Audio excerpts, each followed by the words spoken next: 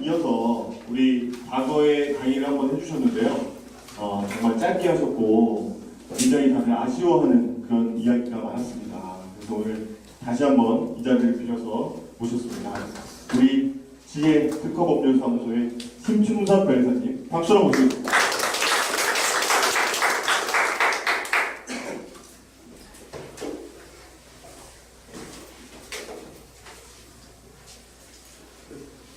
네, 안녕하세요. 심충섭 변호사라고 합니다.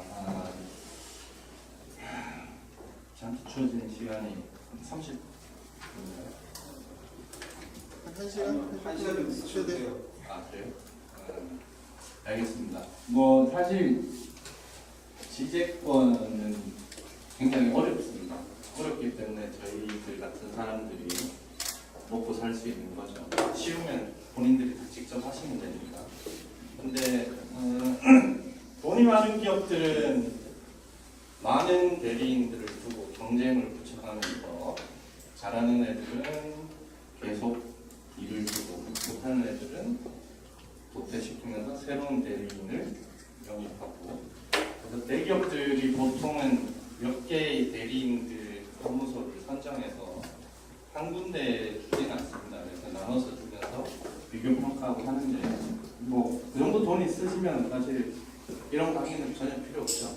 그냥 전문가들 몇 명 뺑뺑이 돌리면 되니까. 여기 계신 분들은 제가 알기로는 초기 창업 또는 중소기업을 운영하시거나 운영하실 계획이 있으신 분들이라 생각이 돼서 1시간 내에 전달을 드릴 수 있는 게 그렇게 많지는 않습니다. 많지는 않지만 제가 이 정도만이라도 꼭 알았으면 좋겠다라고 생각하는 부분들이 평소에 좀 있어서 제가 강의를 하면서 항상 이것만 알고 가셔라라고 드리는 말씀들이 있습니다. 포스트에는 특허 뭐 분쟁 이슈 뭐 이런 주제로 쓰셨던데 그와 관계없이 제가 하고 싶은 말을 하고 가겠습니다. 제가 하고 싶은 말은 초기에 이제 기업을 하시거나 기업을 하려고 하시는 분들이 뭐 잘 모르겠지만 여기 계신 분들은 거의 다 대표님이시거나 대표님이 되려고 하시는 분들일 테니까 초기 기업에서 사실 지재권들 되게 많은 관심도 갖고 중요하다라고 생각하시는데, 재밌는 건 초기 기업이고 대기업이든 간에 지재권이 중요하긴 하죠. 근데 돈이 많은 기업들은 돈을 많이 쓰고 중소기업들, 소기업, 스타트업 기업들은 돈을 적게 쓸 수밖에 없는 구조라서 사실은 대표님들께서 직접 챙기시고 아셔야지 자본 비용으로 좋은 꼭 필요한 지재권, 빠뜨려서는 안 되는 것들을 확보하실 수 있습니다. 그렇지 않으면 사실 처음에는 대표님들이 거의 그 회사의 그 이상을 다 하셔야 되는 거예요. 제가 말씀드리는 거는 대표님들이 꼭 챙기셔야 되는 문제라고 이해를 해주시면 좋겠습니다. 저는 여기까지 사람인데요. 저희 사무소는 그 IT 쪽에 좀 특화된 일을 하고 있는 사무소고요. 저희 사무소에 드물게 전산과 출신들이 좀 뭉쳐서 지금 특허 사무소를 운영하고 있습니다. 중요한 건 아니에요. 예. 지식재산 중요하다고 하는데 뭐 중요한 건 다 아시죠? 하나 재밌는 걸 말씀드리려면 여기 삼성전자의 No Patent No Future 이 포스터는 제가 삼성전자를 대리하고 있을 때 실제로 삼성전자 건물마다 각각 층마다 화장실마다 다 붙어있던 제가 실제로 봤던 포스터입니다. 요즘은 안 붙어있어요.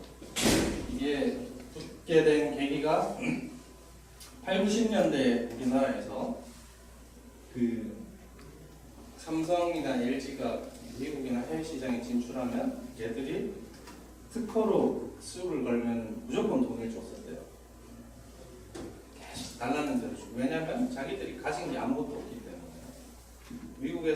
시장에 경쟁을 하려면 일단 특허 수가 좀 있어요. 그런 빅마켓에서는.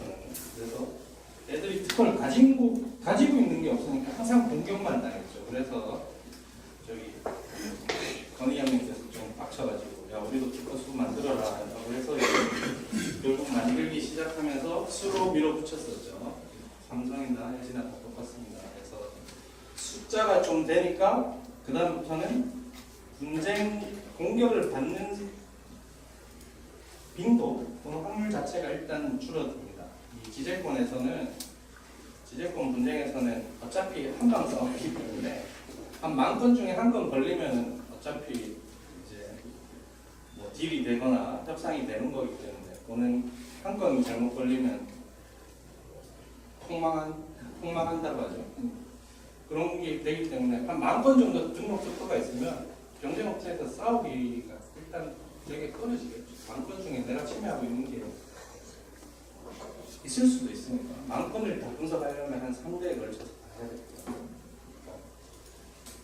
상대방이 검색을 하려면 그래서 삼성, LG의 특허 전략은 일단 숫자를 작성하게 느리자는 거였고 그러다가 2000년대 초반부터 중반부터는 좀 좋은 특허를 좀 줘라 이렇게 숫자만 잡고 채우냐가 뭐 이런 식으로 좀 변해가고 있습니다. 그 이후에 제가 개업을 해서 이제 삼성전자를 대리 안 하면서 제 분위기는 모르겠지만 수는 계속 줄이고 양질의 특허를 쓰는 쪽으로 지금은 바뀌고 있어요. 바뀌고 있고 뭐 그렇습니다. 제가 아는 사례를 간단하게 말씀드렸고요. 어찌됐든 이 많은 유명한 기업들이 특허를 엄청나게 강조하고 있습니다. 이거는 제가 뭐 이게 다 중요하니까 넘어가고요. 이 사례도 한번 지금 계속 말씀드리는 건 지식재산권이 되게 중요하다고 하는데 실제 사례가 어떤 것이 있었는지를 좀 소개시켜드리는 장면입니다. 노텔이라고 혹시 들어보셨나요? 망한 회사입니다. 망한 회사고 캐나다에서 삼성전자 같은 우리나라의 삼성전자 같은 입지를 갖고 있던 회사였습니다.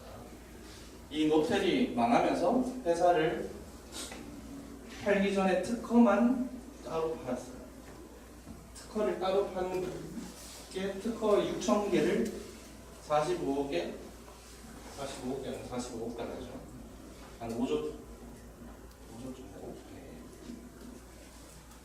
저 100년 정도 된 좀 더 넘었나? 하는 이 기업의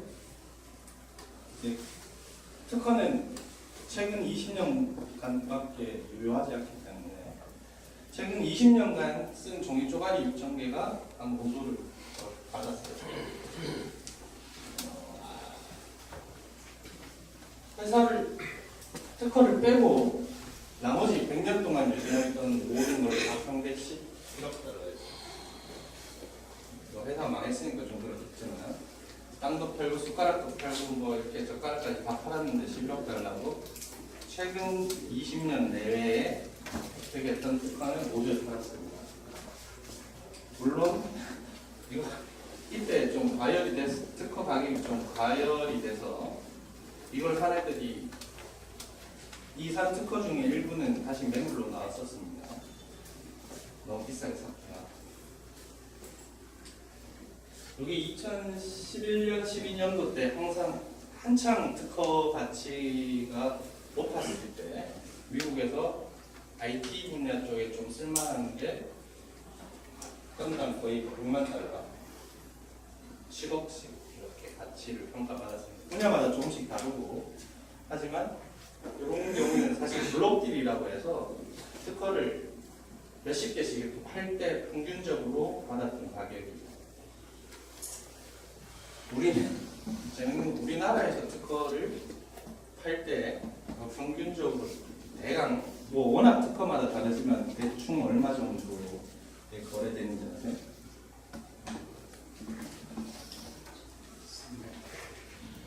300이면 실비도 안 나오죠. 특허가 등록까지 되면 제가 최근에 대기업, 우리나라의 대기업과 스타트업 중에서 알만한, 여기 계신 분은 다 들어보셨을 만한 꽤나 유명한 기업의 특허 라이센스를 한번 진행했었는데, 평균적으로 3천만 원에서 4천만 원 받으면 그냥 우리나라 특허. 뭐 시장마다 조금씩 다르지만 이렇게 블록 딜을 하는 경우에는 대충 때려잡아서 대충 이 정도에서 조율하자 뭐 이런 식으로 합니다. 근데 이제 매각을 할 때 요거에 미국 특허도 있다 그러면 딱 억 단위부터 이렇게 억 밑으로는 얘기 잘 안 합니다. 현재 그러니까 우리나라 특허는 별로 현재는 못 받고 있는 추세죠. 미국이 가장 특허 분쟁이 있었을 때 특허권자한테 가장 전 세계에서 유리한 판단을 해주는 나라. 요즘 기조가 조금 바뀌었지만 이게 미국에서 정책상 좀 그렇게 하는 것도 있고요. 미국이 이제 산업이 1, 2차 산업이 무너지면서 자기들이 주도하고 있는 지식 재산 세계에서 가장 공고히 갖기 위해서 뭐 전략적으로 그렇게 하는 것도 있습니다. 아무튼 네.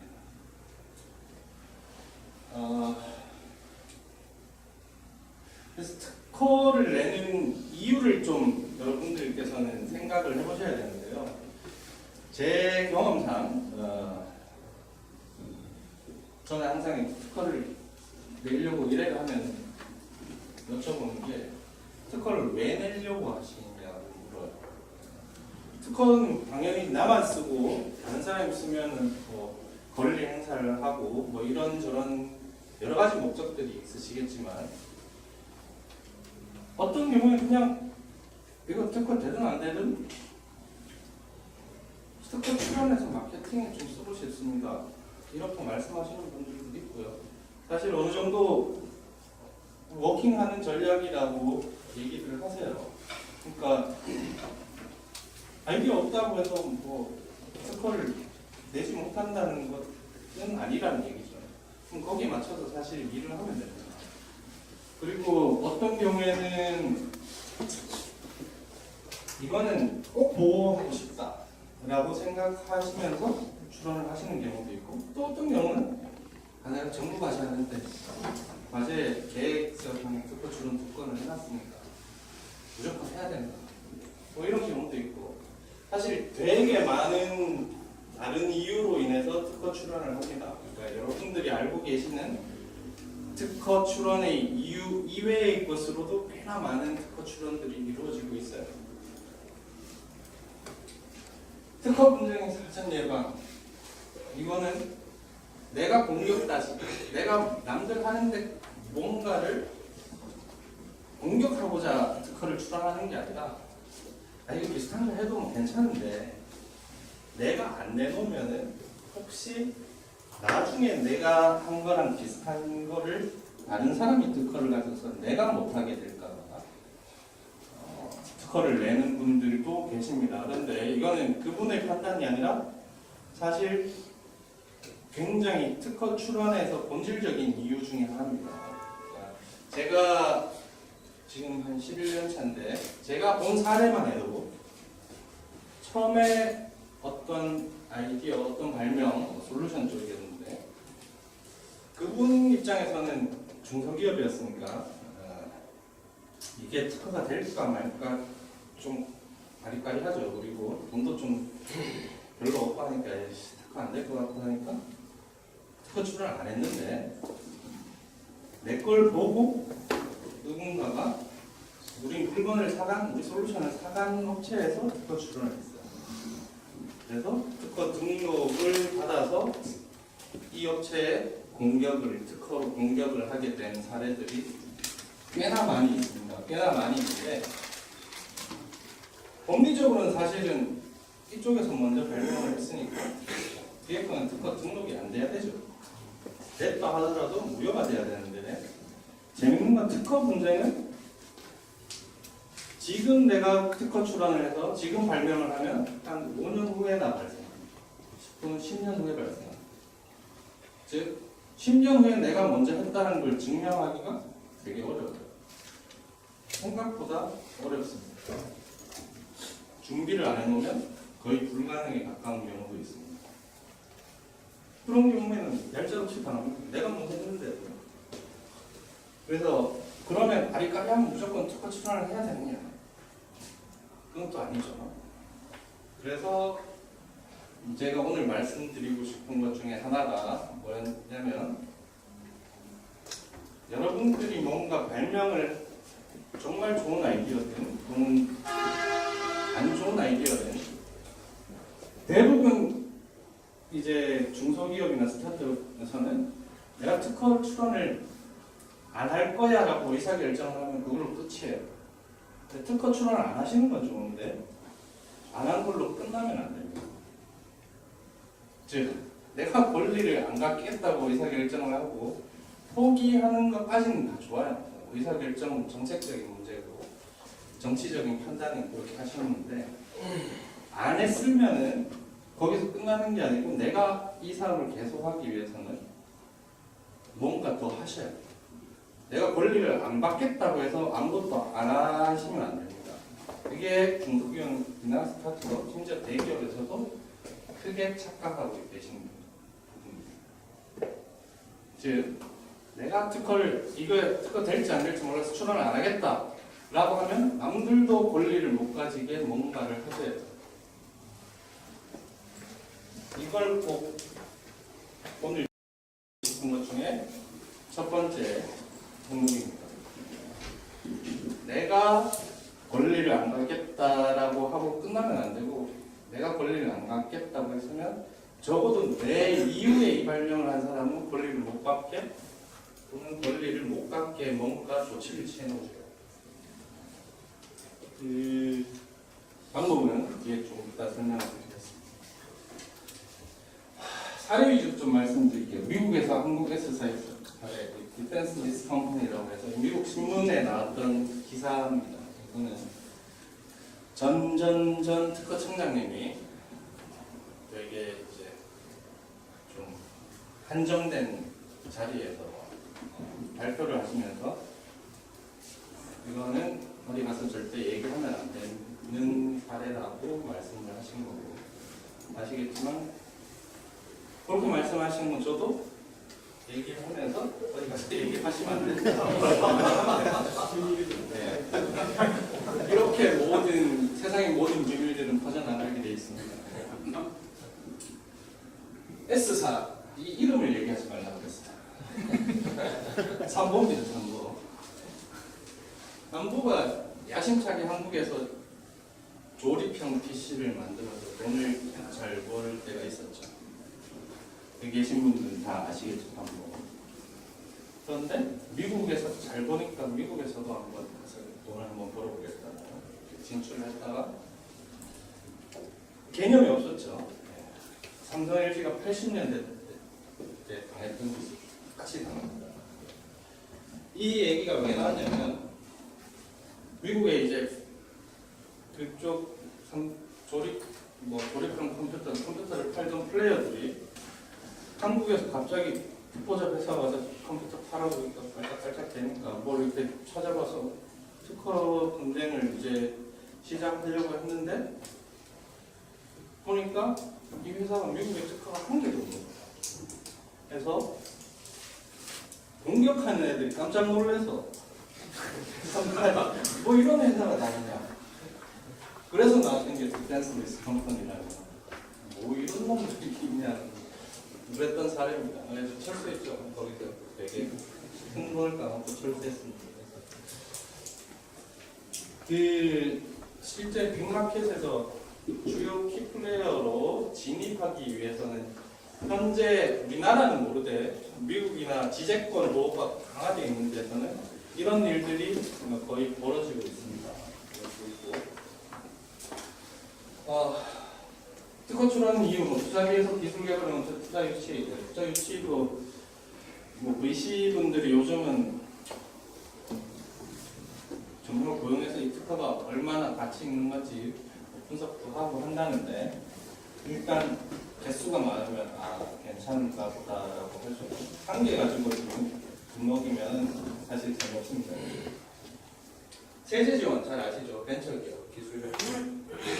제가 최근 사례를 한번 말씀드릴게요. 이 양반도 TV에 나오는 뭐 되게 유명한 사람인데 투자 전문 투자가야. 투자가가 뭐냐면 주식 투자. 그래서 돈을 되게 많이 벌고 어처구니 없이 TV에서도 나오고 이러던데 얘는 그렇구나. 보는 꽤나 벌어졌나 봅니다. 근데 이제 주식 투자를 하면서 뭐 솔루션도 만드는데 기존에 있던 HTS랑 큰 차이 없는데 자기만의 아이디어를 넣어서 하고 기술적으로 뭐 대단한 거 근데 어디선가 이제 저희 사무실이 금융 쪽도 많이 하거든요. 그래서 찾아보고 저희 사무실에 찾아왔어요. 찾아와서 특허 출원을 좀 보고 싶다. 그래서 아이디어가 뭐냐면 아이디어는 없대요. 아이디어는 없습니다. 근데 특허 출원하고 싶습니다. 뭐 이런 것도 괜찮아요. 저희 사무실은 다 해결해 줍니다. 다 해결해 주는데 문제는 저는 이걸 몰랐어요. 몰랐는데 벤처기업 인증을 받기 위해서 특허 출원을 하는 거였어요. HTS 같은 솔루션 같은 걸 뭐 만들어 놨으니까 벤처기업 인증을 왜 하려고 했는지를 몰랐는데 벤처기업 인증을 받으면은 취득세 면제가 절반으로 오시는 거예요. 근데 얘들이 건물을 살려고 건물을 갖고 싶었던 거죠. 그래서 건물을 한 200억짜리인가를 살려고 하는데 취득세가 2%인데 1% 합치면 2억에서 1억 4억에서 2억이 되는 거죠. 2억 세이브하는데 나한테 뭐 특허 100건 좀 많이 썼어요. 아이디어도 없는데 한 최소한 7개 정도 필요합니다. 그래서 깜짝 놀랐는데 아무튼 그래봤자 뭐 1,100만 조금 더 들어 1,100만 원 더 되네. 그러니까 네, 건물 여러분들도 이제 건물을 사시고 싶으시면 회사를 하나 만들어서 저를 찾아오시면 돼요.